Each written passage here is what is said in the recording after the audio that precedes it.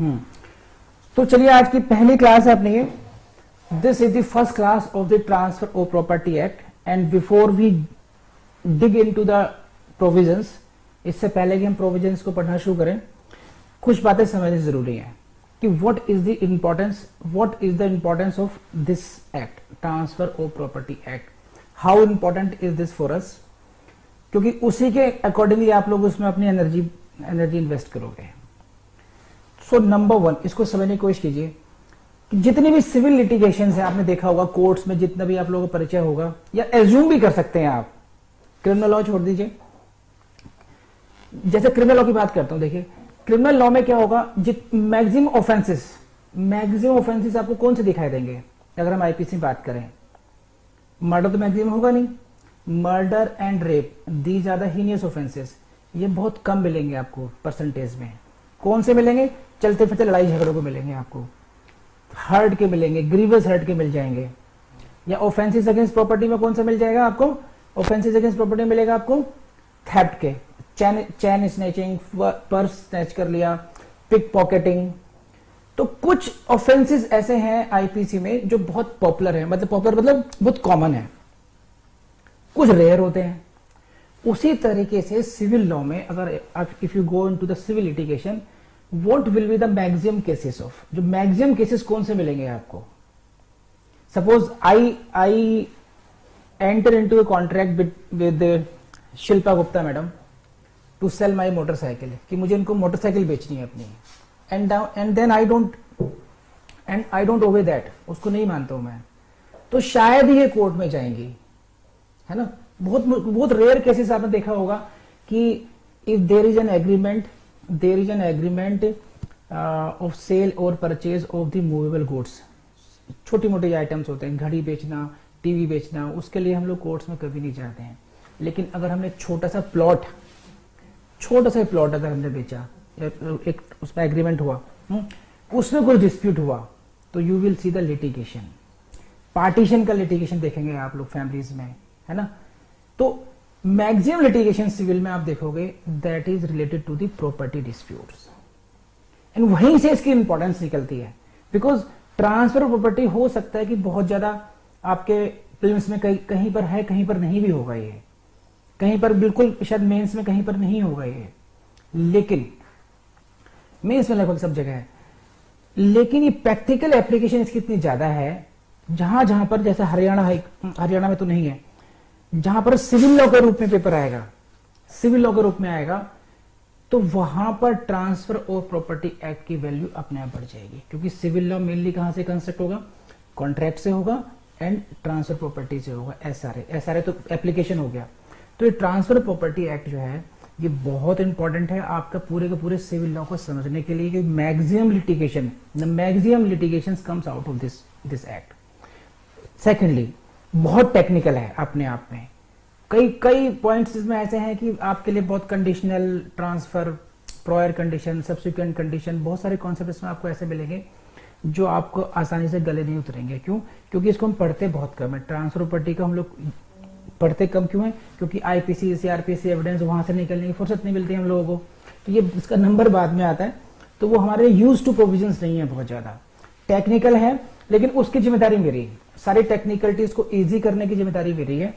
तो आप लिख लीजिए कुछ बातें। The act is very important, please keep writing, लिख लीजिए कुछ। Act is very important for your prelims as well as for your mains and also for the general understanding of the civil law. Important for your prelims, important for your mains, as well as important for your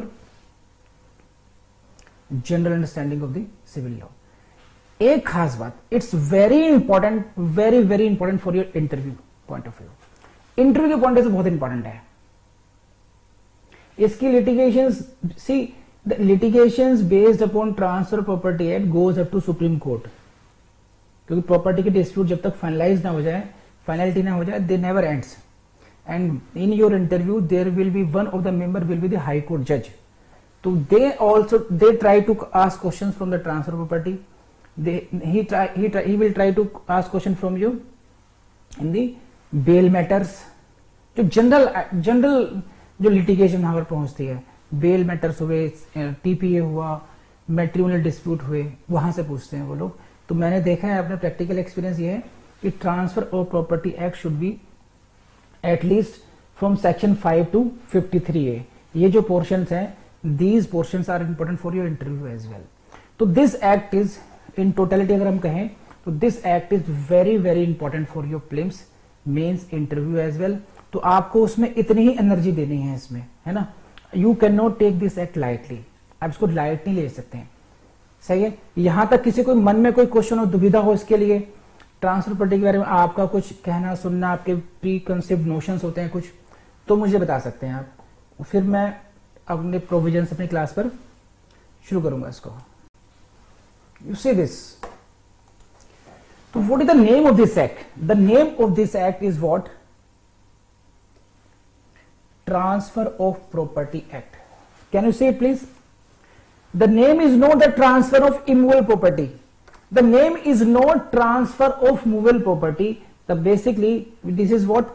This is the transfer of property. This is not immovable property. This is not movable property. And the name speaks itself a lot of things.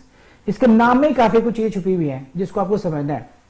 तो basically this act is not specifically only for the immovable properties. तो property deal करता है, it means what? लिख लीजिए, the transfer of property act, the transfer of property act is not dealing only with the immovable properties.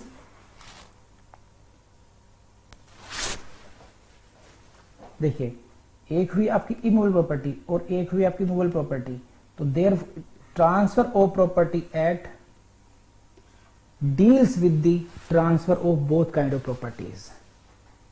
अब यहां पर confuse हो जाएंगे आप लोग, मूवेबल प्रॉपर्टी की बात क्यों कर रहा हूं मैं? तो द करेक्ट नेम आप जो कहेंगे इसमें, एक स्टेटमेंट लिखिए, मूवेबल हो गया, इमूवेबल भी हो गया। Why I am saying? Because section 5 to 37, section 5 to 37, section 5 लिखते रहिए, section 5 to 37 deal with the general principles,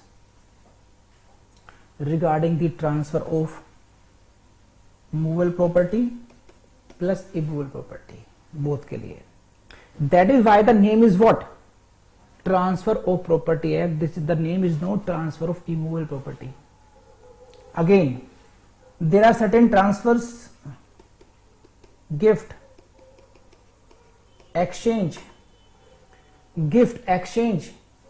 These are the transfers related to the movable property as well as immovable property. Again, you will study in this, there are certain transfers like sale, mortgage, lease, है ना। These are the transfers specifically only for immovable property. So within the act you will see the provisions relating to the transfer of exclusively for the immovable property, principles for the both kind of properties. तो therefore the correct name is what? जो punch line हो सकती है इसमें वो होगी the transfer of property act, the transfer of property act. लिख लीजिए, कुछ लाइनें शुरू में जरूरी होती है लिखना। The transfer of property act mainly, underline, mainly deals with what? Mainly deals with the transfer of immovable property, transfer of immovable property. What I am saying, the word is very important, and if you see such kind of question in your prelims, so please see what is the word mainly. It is not exclusively. So you can write down a question over this. ये जो questions मैं लिखवाता हूं तो please अगर आप लोग transfer कर पाए मुझे बाद में तो बहुत अच्छा हो जाएगा, आपके टेस्ट में इनकॉर्पोरेट कर दूंगा मैं, क्योंकि ये क्वेश्चन मैं यहीं बनाता हूं during class as per the need. आप क्वेश्चन लिख लीजिए, which out of following statements is oblique are correct. निम्नलिखित दिए गए वाक्यों में से कौन सा सही है या कौन से सही हैं। तो मैं I will give you few statements and then you will have to select which is correct and which is not correct. Now statement number 1, transfer of property act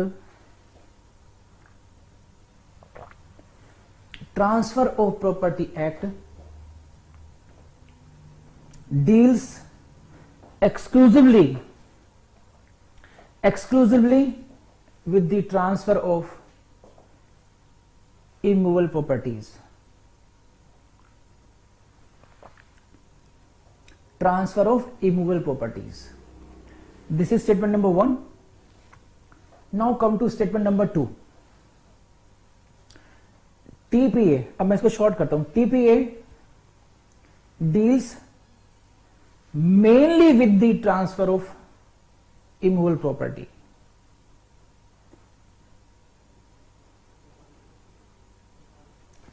अब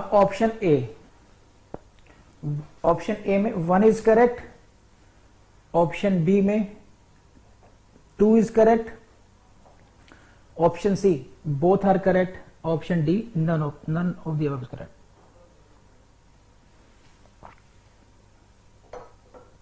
तो आंसर इज, तो समझ गए आप लोग इसका अंतर. नाउ अब आगे बात चलते हैं. ये आपको बात समझ में आ गई कि what is it is dealing with immovable property as well as movable property, but mainly it is related to the immovable property. Why and what is that for the movable property? That is the सोगा sale of goods act 1932 है शायद, है ना. That deals with what? Sale of this, transfer of this movable properties. Now please come to the this line of this preamble of this act.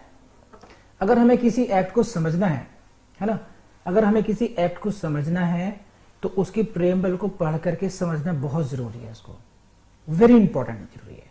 और दूसरी बात, जो आप में से जितने लोग लिटिगेशन में हैं, आप में से जितने लोग भी लिटिगेशन में हैं, अगर वो बहुत अच्छे आर्गुमेंट्स भी करना चाहते हैं, then they should go with the objectives of the act. They should also read the preamble of that, objectives and reasons for bringing that act. वो पढ़ना चाहिए हमेशा, है ना.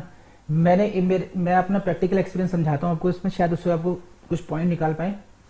जब मैं एपीपी था, एडिशनल पीपी नहीं, असिस्टेंट पब्लिक प्रोसिक्यूटर, तो मेरी ड्यूटी थी wild life protection act court में. तो जितने भी मैटर्स ऐसे होते वाइल्ड लाइफ प्रोटेक्शन एक्ट के, I was dealing with that. एक बेल एप्लीकेशन पे मुझे बुलाया गया. अक्सर बुलाते नहीं है मजिस्ट्रेट लोग बेल पर एपीपी को, लेकिन बताया गया कि जो बहुत सीनियर एडवोकेट हैं मिस्टर रमेश गुप्ता, वो आएंगे. नायब कोर्ट का 3-4 फोन आ गए, सर आप आ जाओ, रमेश गुप्ता आ रहे हैं, रमेश गुप्ता आ रहे हैं. मुझे पता भी नहीं था तब तक उनका कि ऐसे कौन आ गए भाई. तो इंसान को जिद होती है ना कि ठीक है मुझे बुला रहे हो ना, अब मैं बेल ही नहीं होने दूंगा. अब 5 मिनट मैंने अप्लाई किया कि अब कैसा किया जाए. तो बेल एक्ट प्रोविजन सबको पता है. I read objectives and reasons of the act. उसकी लाइनों को फटाफट अंडरलाइन किया और जो आर्गुमेंट्स किए वहां से किए कि क्यों लाया गया, क्या हिस्ट्री थी. इतने लंबे आर्गुमेंट खींच दिए उस पॉइंट पर उसके. Ultimately that bill was dismissed. और वकील साहब भी देखते रह गए कि पीपी को इस तरीके से भी करेगा क्या.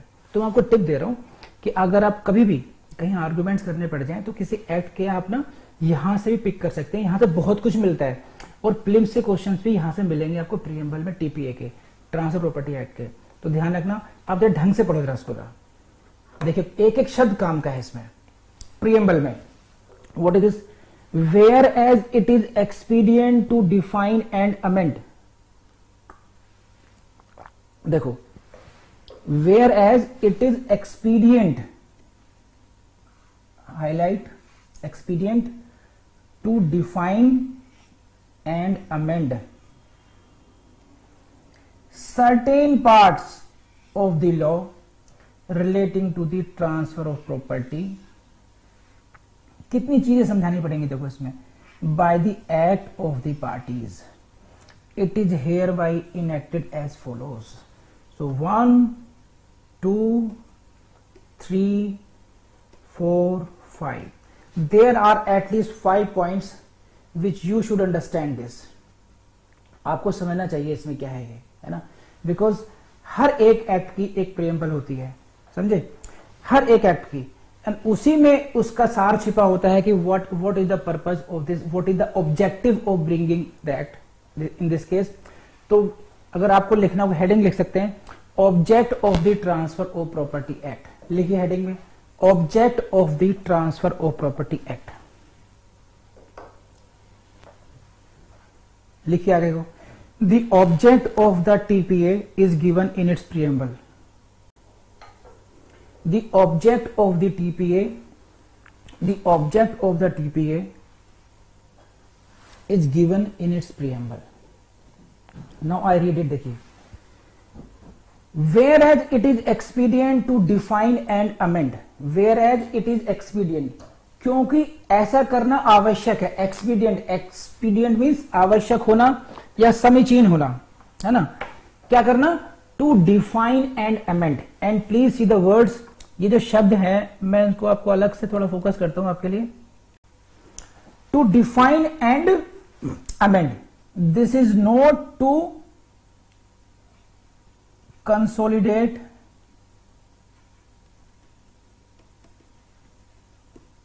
समझे, this is not to consolidate the acts.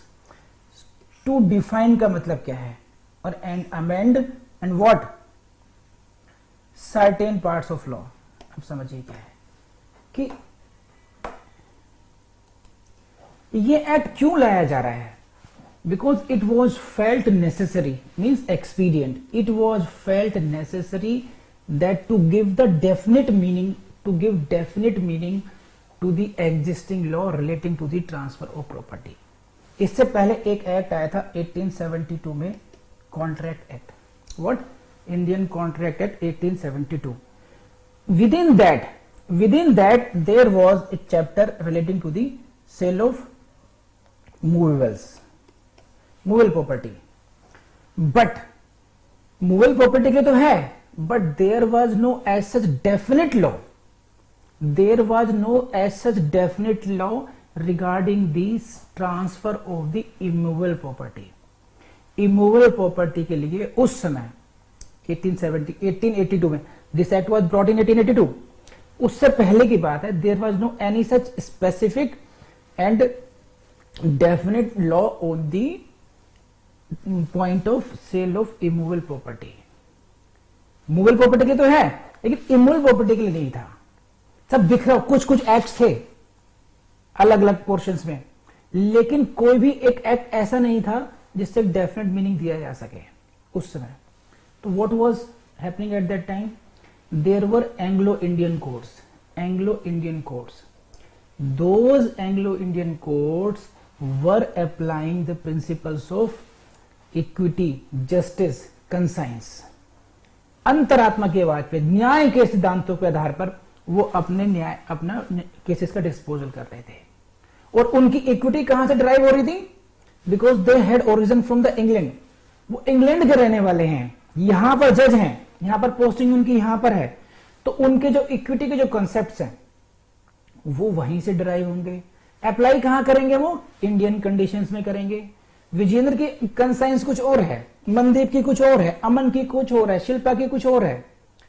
So on the same issues, on the same contention issues, विवादक बिंदुओं पर, my judgement will be different, your judgement may be different and his judgement may be different. So in the absence of any definite law, there were certain times contradictory decisions on the same point. So it was felt expedient that a definite meaning should be given,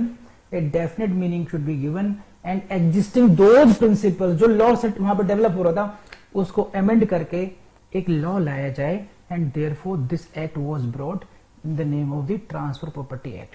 यहां तक जो मैंने समझाया है, किसी को समझना है तो मुझसे पूछिए. अभी लिख लीजिए, before 1882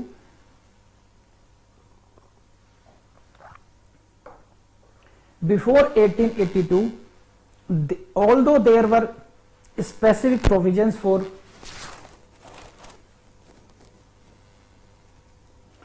there were specific provisions for transfer of मूवेबल्स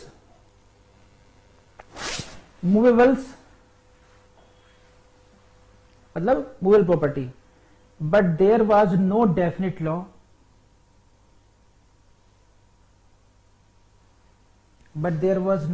law for the transfer of immovable property. और आगे काम की बात लिखना, by the act of the parties, by the act of the parties. अब इसको समझना आपको, देखिए समझिए इस बात को, by the act of the parties, इसी लाइन को समझिए, bye the act of the parties. ये एक नई बात आ गई इसमें, तो इसको समझिए, transfer of property by the act of the parties. ये क्या है? देखिए 1882 में एक्ट आया, तो मैं इससे पहले की बात कर रहा हूं, क्योंकि हम लोगों ने शब्द क्या पढ़ा है, whereas it is expedient means it is felt necessary। तो what was the necessity, हम लोग इस बात को समझने की कोशिश कर रहे हैं, और यही आपका कॉन्सेप्ट भी है कि transfer of property by the act of the parties. Parties मतलब जो पार्टीज एक दूसरे को, जो ट्रांसफरर है एंड ट्रांसफरी, दो पार्टीज हो गई। Bye the act, transfer of property by the act of parties means कि जो हस्तांतरण होगा, जो ट्रांसफर हो रहा है, that is not by the operation of law, by the, इसको मैं ऐसे लिखता हूं, ट्रांसफर कैसे कैसे, बाय ऑपरेशन ऑफ लॉ, या ऑटोमेटिकली भी कह सकते हैं, ऑटोमेटिकली। एक ट्रांसफर वो है जहां पर you are doing something, you are doing some efforts for that। see, if I am gifting you, I am making some kind of word। एक है by the operation of law, कैसे? law of inheritance, law of inheritance, दादाजी से पिताजी पर, पिताजी से पोते पर, पोते से परपोते पर। यहां पर जो प्रॉपर्टी का ट्रांसफर हो रहा है through inheritance, you see that is not through the act of the parties. Transfer of property जो हुआ ये थ्रू इनहेरिटेंस, ये क्या हुआ? That is the automatic transfer. This is govern by personal laws, you can say personal laws, personal law से, Hindu law, Mohammedan law, whatever is applicable upon you, you will inherit the property according to your personal law। there is nothing being done by the parties। दादाजी की property पोते पे कैसे आ गई? दादाजी ने कुछ किया नहीं उसमें, no act was done by the दादाजी। समझ रहे आप? सो कंप्लीटली वॉइड है when the parties want to transfer their property at that time before 1882। उस समय देर इज कंप्लीट और nearly absence of a definite law which can deal with the transfer of property by the act of the parties। if you want to mortgage, suppose if you want to mortgage a property, you are acting। समझ रहे आप? if you want to lease, if you want to give your property on, तो again you are acting, you are selling something, you are acting, you are gifting।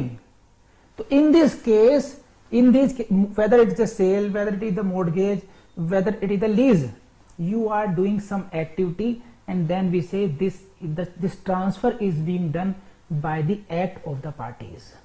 so this is not the transfer by the operation of law, this is not the automatic transfer। will है, transfer through wills, वसीयत के through. at that time transferer is not alive, वो जीवित नहीं है। वसीयत जो है, will है, that becomes effective only after the death of the testator। जो वसीयत को लिखने वाला है उसकी मृत्यु के बाद में ऑपरेट हो गई वो। तो there at that position transfer is not alive, these are the act of the parties. का मतलब यह है कि बोथ पार्टीज आर अलाइव, दोनों जीवित हैं। आप समझ रहे हैं बात को? So at that time before 1882 there was no definite law on the point of the dealing with what? Transfer of property by the act of parties. Let me know अगर यहां तक बात समझ में आ गई हो तो please. Act of the parties. So basically हम लोगों ने क्या क्या देखा अभी तक? तो basically at that point of time there is no definite law of dealing with the transfer of property by the act of the parties. There is a void, completely void on certain aspects. अब इस line को पकड़िए, इसमें जरा देखिए। फिर अब law को पढ़ने का तरीका ये है कि आपको इस तरीके से ब्रेक करके पीसीस में समझना चाहिए कि if something is written in the bare act it must have some definite value. वो उसमें ऐसा ही नहीं लिखा गया कुछ भी। Certain parts of law to define and amend certain parts of law. अब ये समझिए इसको, देखिए इसका मतलब क्या है, इसको अच्छी तरह देख लीजिए। शिवानी शर्मा जी ने क्या लिखा है? सर कंसोलिडेट वर्ड का यूज कहां होता है ऑलरेडी एग्जिस्टिंग लॉज के लिए? बताते हैं अभी आपको। कंसोलिडेट का मैडम का क्वेश्चन ये है कि सर कंसोलिडेट वर्ड का यूज कहां होता है ऑलरेडी एग्जिस्टिंग लॉज के लिए? When we have to collect the existing laws and place all the acts at the appropriate. Consolidate and amend, सभी लॉज को एक साथ पिक करके एक जगह लेकर के आना and to try to give it an exhaustive nature, then we use the word consolidate.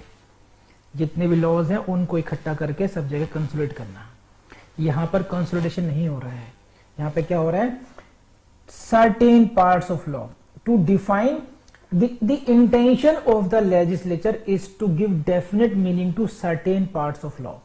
It is not to entire law. और यहीं से एक क्वेश्चन आता है प्लिम्स का, please write down. The transfer of property act यानी कि TPA, आप टीपीए ही लिखना, शॉर्ट में लिख पाएंगे। TPA is option A, TPA is an exhaustive act. TPA is an exhaustive act. Option B not exhaustive.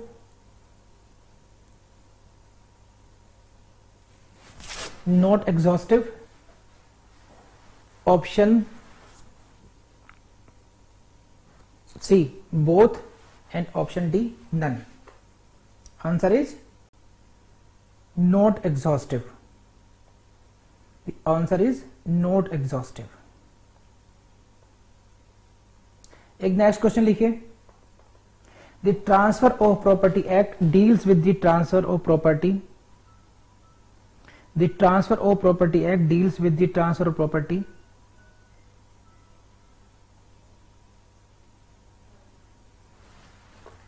Option A by the operation of law, by the operation of law, by the operation of law. Option B by the act of the parties. Option C by both. Option D none. Answer is, तो छोटे छोटे points हैं ये यहां से, लेकिन question आपको मिलेंगे यहां पर। अब एक हेडिंग या मैं कुछ लाइनें लिखवाता हूं, लिख लीजिए। आपको लिखिए, the scope of the TPA act is limited. The scope of TPA is limited. It is not a complete code of transfer of property. It is not a complete code of transfer of property.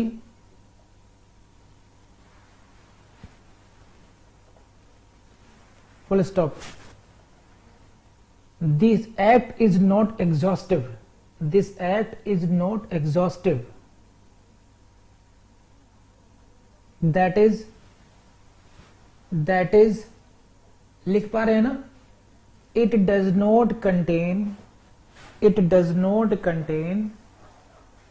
complete law. It does not contain complete law. It does not contain complete law for all kind of transfers in India. All kinds of transfers in India.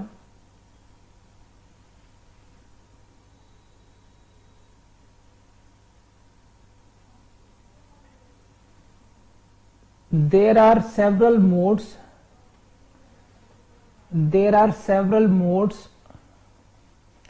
or methods of transfers. There are several modes or methods of transfer, full stop. There are also several kinds of properties. The act does not incorporate rules for all the modes. The act does not incorporate rules for all the modes of transfers of the property of every kind. समझे?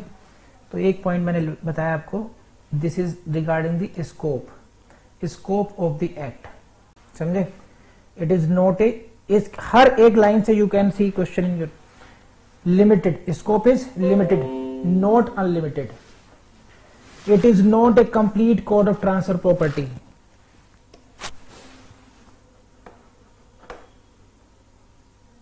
Because bare act में तो मिलेगी नहीं बातें सारी में.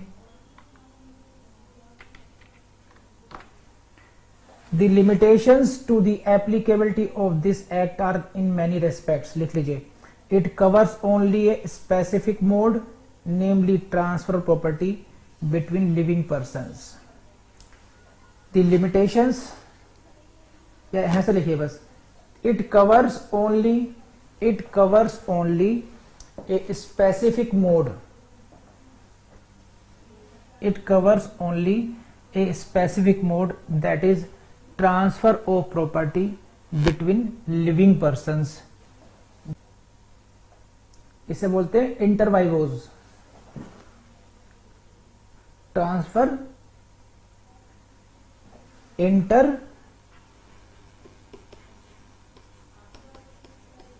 वाइवोज. ठीक. Not exhaustive मैं बता चुका, लिखवा चुका आपको. The act is not exhaustive. It does not contain complete law for all kind of transfers in India.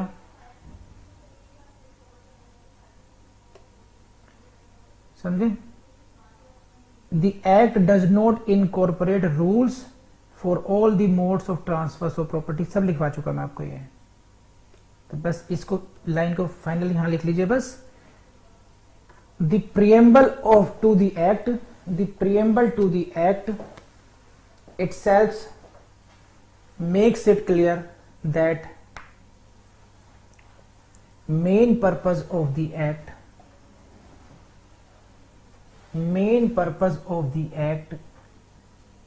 is to define and amend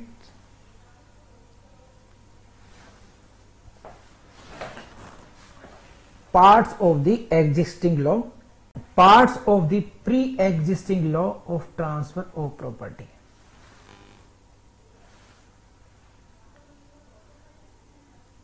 The act does not say its object is to collect and consolidate. The act does not say that its object is to collect and consolidate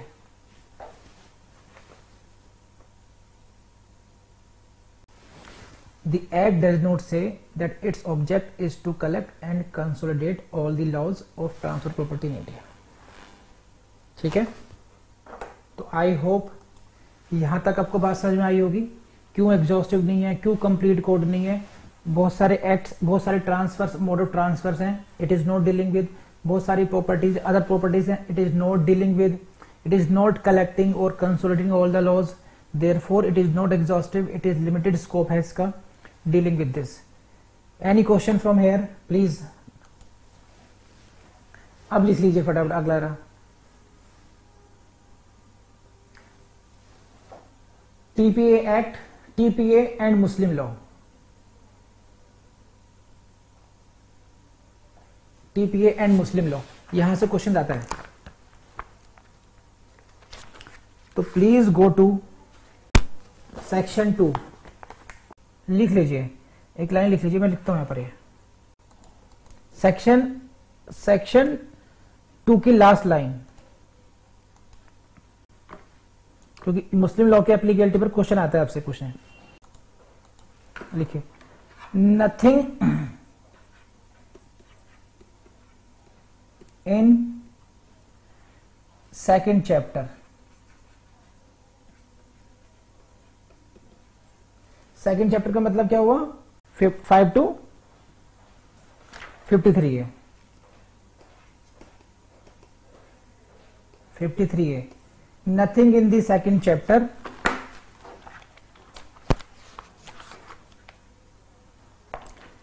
shall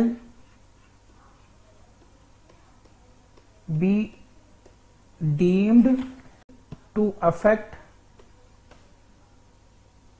any rule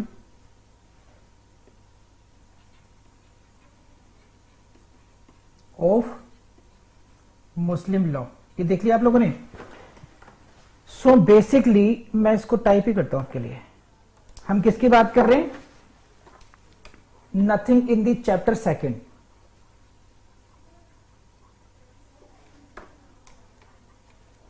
तो एक तरफ तो हुआ आपका chapter second और एक तरफ हुआ आपका Muslim law. Nothing in this chapter shall be deemed to affect any rule of Mohammedan law. इसका मतलब क्या हुआ कि if the principles mentioned in the part second, chapter second, are inconsistent with the rules of the Muslim law, then the rules of the Muslim law shall be given priority. Muslim law will be given priority only when there is inconsistency. एक line लिख लीजिए और उसको notes बनाकर समझ लिख लीजिए, काम आएगी हमेशा आपके। देखिए, तो चैप्टर सेकंड में जो 5 to ऑनवर्ड्स हैं, ये जो जनरल प्रिंसिपल्स हैं, अगर मुस्लिम लॉ के अगेंस्ट होंगे देन मुस्लिम लॉ के प्रिंसिपल्स प्रिवेल करेंगे, ना कि general principles of transfer property act. So Muslim law, rules of Muslim law will prevail in case of inconsistency. तो यहां पर कई बार स्टूडेंट्स वो होते हैं कि मुस्लिम लॉ पे तो ये एप्लीकेबल ही नहीं होगा, मुस्लिम्स पर टीपी एप्लीकेबल नहीं, ऐसा नहीं है। It will be seen whether there is in case of inconsistency. In general it will be applicable on Muslims as well, but in case of inconsistency, only in that case the rules of Muslim law will prevail. यहां तक किसी को दिक्कत है इस point पे बताइए मुझे। एक लाइन लिख लीजिए, चलिए। if there is any provision of TPA, if there is any provision of TPA, if there is any provision of TPA inconsistent with the rules of Muslim law, rules of Muslim law, comma, Muslim law will prevail, Muslim law will prevail over the, Muslim law will prevail over the conflicting को underline कर लीजिएगा, conflicting provisions of this act.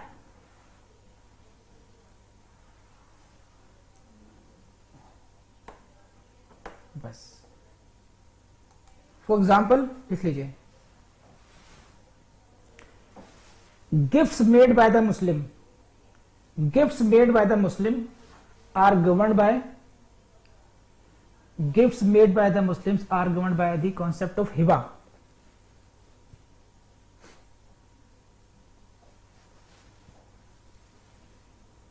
Bracket में लिख लीजिए section 129।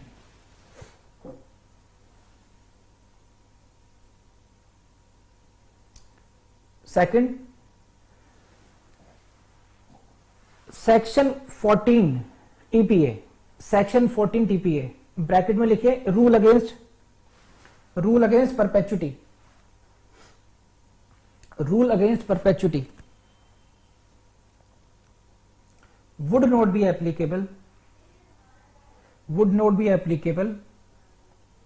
in case of family Waqf would not be applicable in case of family waqf. देखिए next, it must be noted that the above rule is applicable only in case of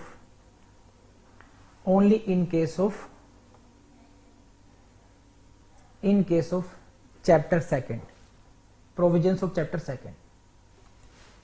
दोबारा समझाया तो आप लोगों को, देखिए चैप्टर सेकंड ऑफ टीपीए में जो प्रिंसिपल्स दिए गए हैं, whether it is transfer in favour of unborn person, rule against perpetuity, whatever जितने भी हैं, ये डॉक्ट्रिन ऑफ इलेक्शन है, conditional transfer, whatever principles are there, the rule जो इनकंसिस्टेंसी वाला जो रूल है that is specifically limited to the chapter second.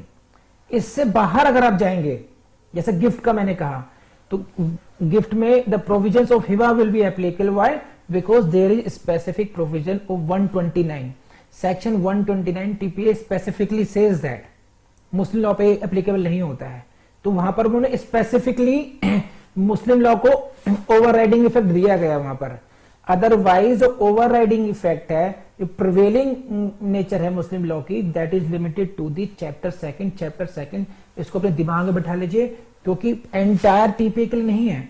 यहां से मुस्लिम लॉ से की एप्लीकेबिलिटी पर, टीपीए की applicability over the Muslim law, इस पर कई बार क्वेश्चन गलत करके आते हैं स्टूडेंट्स. तो don't forget this is only chapter second. Example was that कि rule against perpetuity, section 14 TPA will not be applicable in case of the waqf created by the family. तो वक्फ related law में if there is any inconsistency, then the Muslim law rules will prevail. Muslim law will be given overriding effect in that case. ठीक है, I hope कि आपको यहां तक बात समझ में आई होगी रिगार्डिंग द मुस्लिम लॉ. लिख लीजिए line, except gifts, all other transfers, rules relating to, ऐसे लिखिए, rules relating to all other transfers, rules relating to all other transfers, that is sale, mortgage, lease,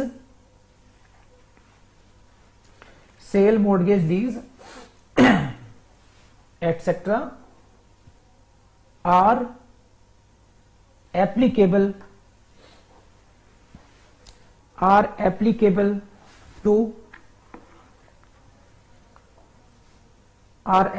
to transfers made by any person including Muslims.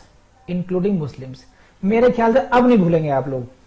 अब मैंने बहुत स्पष्ट तरीके से chapter second की बता दिया आपको, ऑल अदर ट्रांसफर्स के बारे में मैंने आपको बता दिया है ना.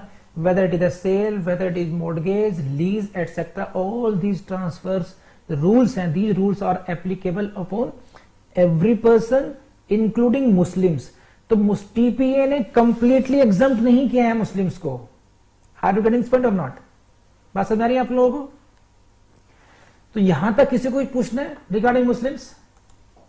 ठीक है, लिखे तो चल ही नहीं. That is very important for your prelims.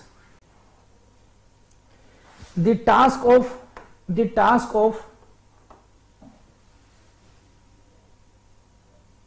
drafting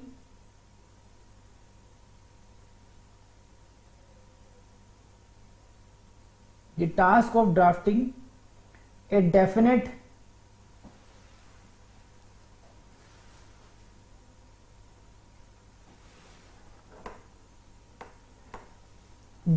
law, the task of drafting a definite and uniform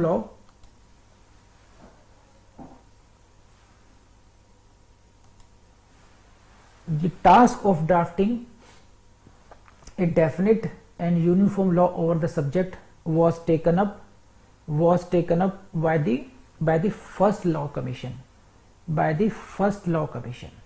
जो पहला लॉ कमीशन था, that started with the work of this drafting this.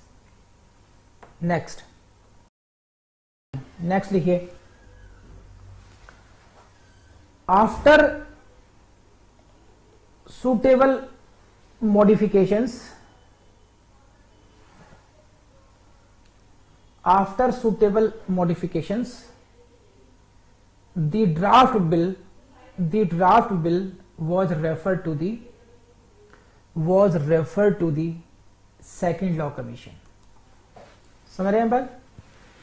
The work of enactment was started by the first law commission, but it was then referred to the second law commission, and on the report of the second law commission this act was enacted. So it is a prelims question for you. Next लिखिए, the bill was passed finally and it became law on 17th February. ये जो line आप देखते हैं 17th February 1882. This is the question again for your prelims. 17th February. On this is the date of enactment. ध्यान रखना, 17th February 1882 is the date of enactment. It became law on the 17th February 1882. It is not the date of enforcement. Please come to section 1, commencement.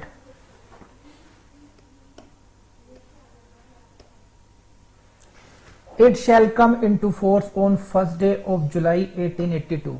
1st day of July 1882. ठीक है, तो this is the date of commencement. Enforcement किस date से प्रभावी हुआ? This is the date of enactment. तो I hope कि अब तो कंफ्यूज रहेंगे आप लोग, है ना? कुछ समझ में तो नहीं आया? सबको आ गया समझ में? तो ये दो डेट है, ये don't get confuse in those days. सिर्फ मैं क्यों कह रहा हूं कि छोटी छोटी बातों से कंफ्यूज होकर के हम लोग प्रीलिम्स में मार खा कर आते हैं वहां से.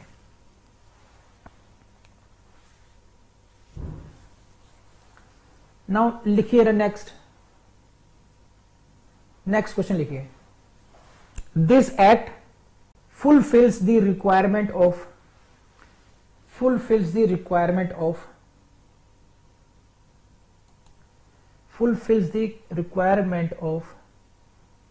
completing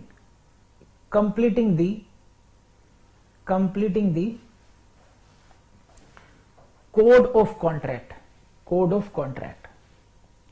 Completing the code of contract. अब इसका मतलब क्या है? देखिए, Indian contract act 1872 was dealing with all this sale of goods by the part of that. तब तो है ना, जो कुछ रह गया था, जहां पर कोई कमी थी कॉन्ट्रेक्चुअल लॉ से related, that void was filled by the transfer property act, and that is why it is said it completes the code of contract. Contract act की बात नहीं कर रहा हूं, जो contractual law as a concept है उसको ये कंप्लीट करता है. Some part was already taken was covered by the contract act 1872 and then it supplemented wherever there was void. It this act field that void. उस शून्य को इसने भर दिया ऐसा करके वो. सो अब ये मैंने आपको आज बेसिक कॉन्सेप्ट समझा दिया, जो छोटी छोटी बातें थी, एक्ट ऑफ द पार्टीज. अब एक बात रह गई है आपको, ये ट्रांसफर ऑफ प्रॉपर्टी. प्रॉपर्टी बात समझाई थी मैंने. This is not immovable property, this is not. When we say transfer of property, please go to section 5. Transfer of property का मीनिंग दिया गया यहां पर भी. ट्रांसफर ऑफ प्रॉपर्टी डिफाइंड, वो टेक्निकल है वो, लेकिन मैं आपको कुछ एक कॉन्सेप्ट समझाता हूं. एक चीज समझने की कोशिश कीजिए, आप लोग शायद समझ पाए. देखिए, सपोज कीजिए मैडम प्रीति के पास एक प्लॉट है ना, ग्रेटर नोएडा में या कहीं पर भी इनके पास एक बहुत बढ़िया सा पॉश प्लॉट है. एंड नाउ अपूर्वा मैडम को परचेज करना है वो. ट्रांसफर ऑफ प्रॉपर्टी को अगर हम सोचें, अगर ट्रांसफर ऑफ, तो हम ट्रांसफर कब कहते हैं? I am transferring my book to you. This is transfer. But in case of immovable properties, you will say, how can you transfer? You cannot lift that property. Okay, I am lifting it and now I am transferring to you. अब plot आपका हुआ, आपने कहीं जाकर रख लेना, ऐसा तो होगा नहीं. तो बेसिकली ट्रांसफर ऑफ प्रॉपर्टी में होता क्या है? प्रॉपर्टी है क्या? प्रॉपर्टी का मतलब क्या है? एक जनरल कॉन्सेप्ट समझने की कोशिश कीजिए और ये दिमाग में बैठा लेंगे तो आपको बहुत सारी चीज समझ में आनी चाहिए. जैसे फॉर एग्जांपल प्रॉपर्टी का मीनिंग समझिए. Property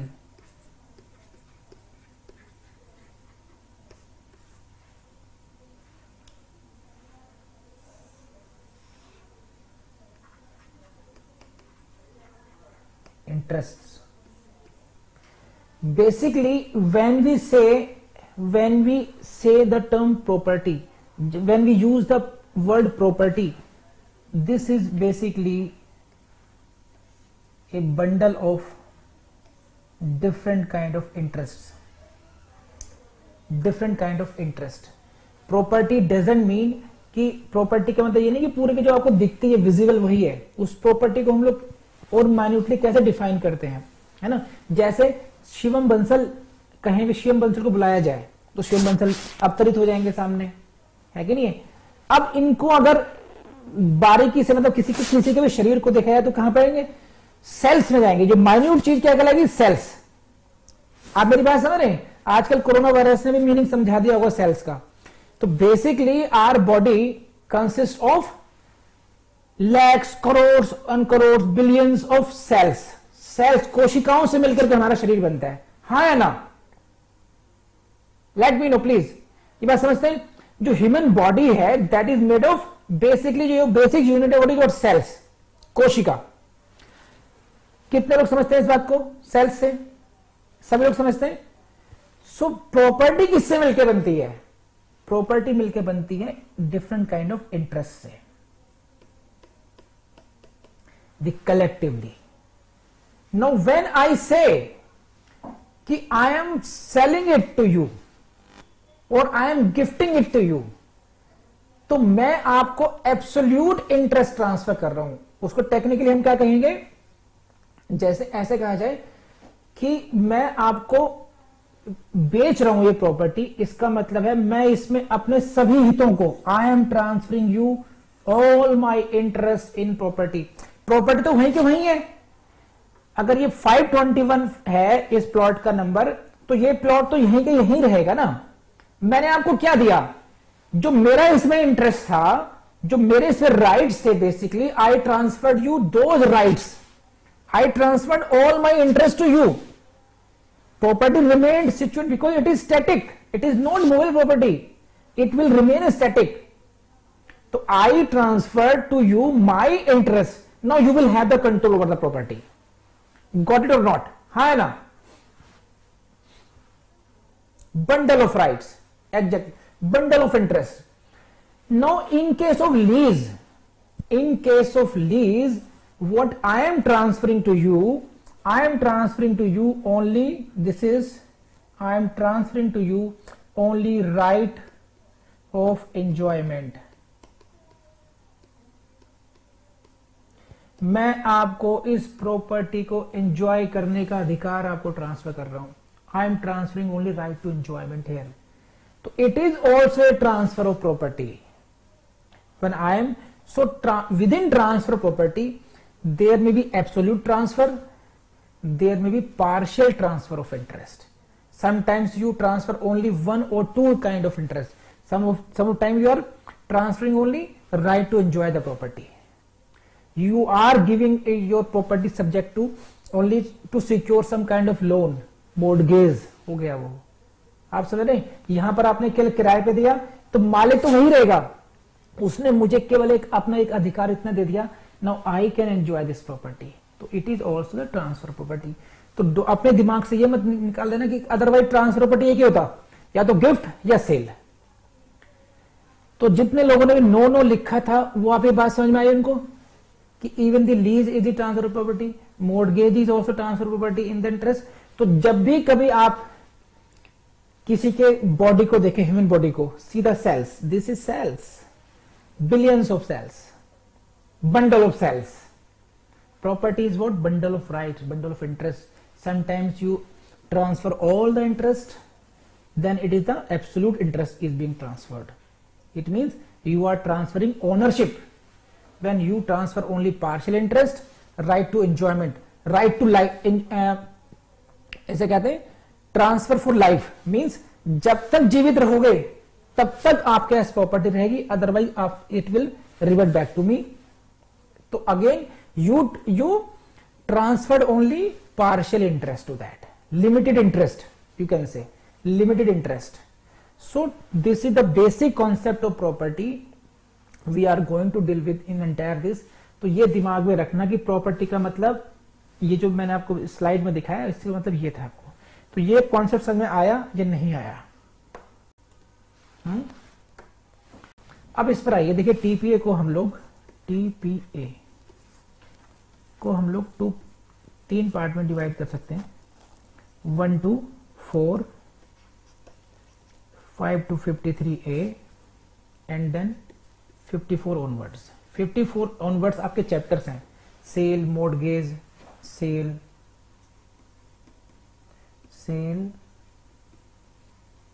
mortgage, lease, gift, exchange and so on, transfer of exchangeable claim, है ना. ये सब चैप्टर्स हैं इसमें. ये अब टीपीए, अब मैं बात कर रहा हूं मैनेजमेंट ऑफ द एग्जाम की बात कर रहा हूं कि एग्जाम को कैसे मैनेज किया जाए, इसमें टीपीओ कैसे पढ़ना चाहिए. अब क्योंकि हर जगह प्रिलिम्स में नहीं आता ये, तो मैंने हमेशा ऐसे ही किया है इसका. मैं कैसे करता हूं उसको, and I think you should follow that.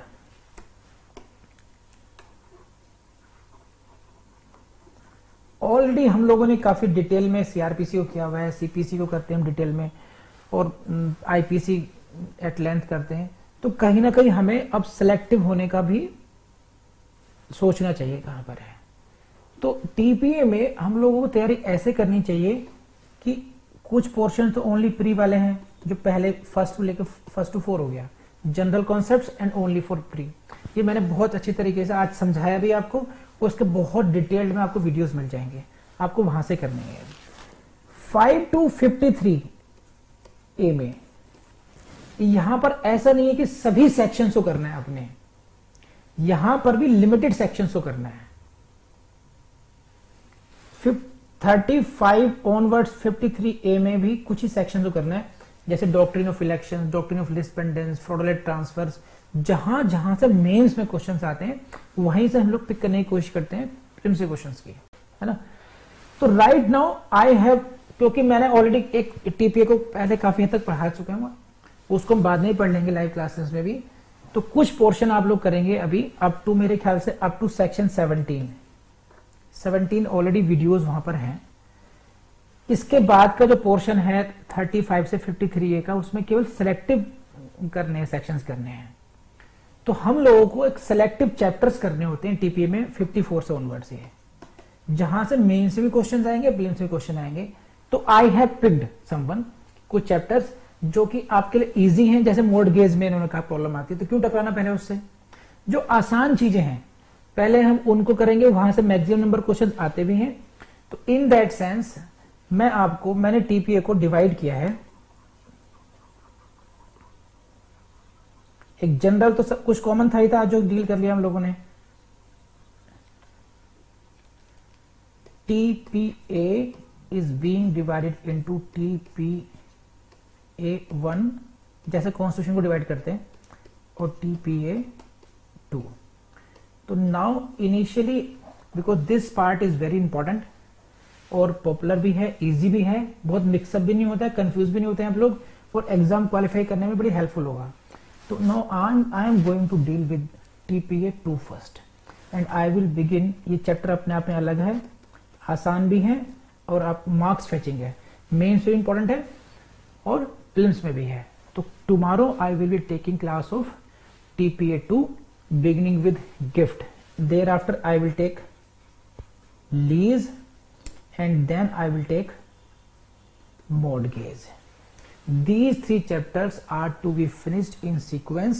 यहां से आपको, खासकर यूपी में अगर आप जा रहे हैं, यूपी, उत्तराखंड ऐसे स्टेट्स में जा रहे हैं, तो आपको इन्हीं चैप्टर से गिनती के 8-10 क्वेश्चन है मेंस के, मैं वो लिखवा दूंगा, नोट से दूंगा आपको, वहीं से कल्याण हो जाएगा आपका।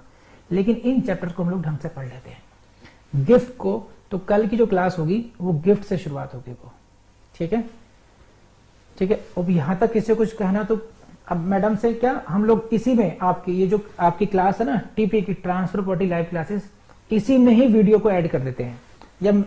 या मैडम से कहूंगा कि मैं आपको ट्रांसफर प्रॉपर्टी के जो ऑलरेडी वीडियोस हैं पार्ट 1 उसके आपको एक्सेस दे देते हैं, उसको आप अपने लेवल पे देख लेना आप लोग, ठीक है।